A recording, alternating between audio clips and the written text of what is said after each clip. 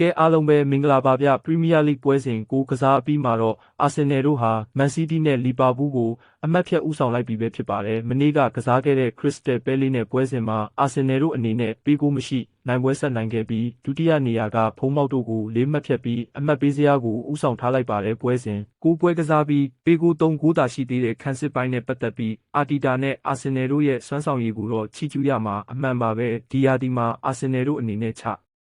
MBN ဖြစ်မဲ့အသင်းတစ်သင်းမှာရှိရမယ့်အင်္ဂါရက်တွေနဲ့ကိုက်ညီနေတာကိုတော့ငင်းချက်ထုတ်လို့မရနိုင်ပါဘူးလာမယ့်ပွဲစဉ်တစ်ဆဲမှာအာဆင်နယ်တို့အနေနဲ့ဘန်လီကိုအဝေးကွင်းသွားကစားရမှာဖြစ်ပြီးလီဗာပူးကအက်စတွန်ဗီလာအသင်းမန်စီးတီးကဖုံးမောက်အသင်းကိုအိမ်ကွင်းမှာအခန့်ကစားမှာဖြစ်ပြီးမန်ယူနိုက်တက်တို့ကတော့နောက်တင်ဟမ်ဖော်ရက်စ်ကိုအဝေးကွင်းသွားကစားရမှာပဲဖြစ်ပါတယ်လက်ရှိအဆင့်3နေရာကိုရောက်ရှိလာတဲ့စပါးနဲ့အဆင့်9နေရာကိုဆင်းလို့သွားတဲ့ချက်စီတို့ကတော့ထိပ်တိုက်တွေ့ဆုံလို့နေပြီးလန်ဒန်ဒါဘီအဖြစ်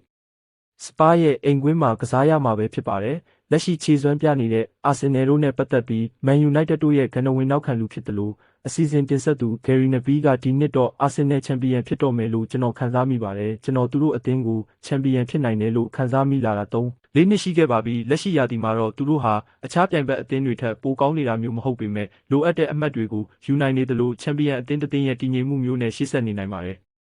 သူတို့အနေနဲ့မန်စီးတီးလိုမျိုးအမှတ်တရတို့ကိုဆဲကျော်တို့ရသွားမလားဆိုတာတော့စောင့်ကြည့်ရပါဦးမယ်ဒါပေမဲ့ဒီနှစ်အနေထားအရတခြားပြိုင်ဘက်တွေကခြေချော်နေတာမို့အမှတ်80ကျော်လောက်စုဆောင်းမိရင်တော့အာဆင်နယ်တို့ချန်ပီယံဖြစ်နိုင်ပါတယ်ကျွန်တော်ကတော့အာဆင်နယ်ရဲ့လက်ရှိခြေစွမ်းအရသူတို့လုံနိုင်လိမ့်မယ်လို့ယုံကြည်နေပါတယ်လို့ပြောကြားသွားပါတယ်ဒါပေမဲ့လည်းအခုချိန်ထိစောင်းမဝင်သေးပါဘူးဆိုတဲ့စောင်းဝင်ရင်အာဆင်နယ်တို့ပုံမှန်လမ်းကြောင်းအတိုင်းဒုတိယနေရာရောက်သွားမှာပါဆိုတဲ့အတန်တွေကတော့ရှိနေတော့မှာပဲဒီယာဒီမှာတော့အာတီတာနဲ့အာဆင်နယ်တို့နိုဝင်ဘာဒီဇင်ဘာပွဲချက်ကာလကိုလက်ရှိခြေစွမ်းအတိုင်းဖျက်ကျော်သွားနိုင်မလားဆိုတာစောင့်ကြည့်ရပါဦးမယ်လက်ရှိအာဆင်နယ်ရဲ့ခြေစွမ်းနဲ့ပတ်သက်ပြီးမိတ်ဆွေတို့ရဲ့အမြင်လေးတွေကိုလည်းမျှဝေပေးပါဦး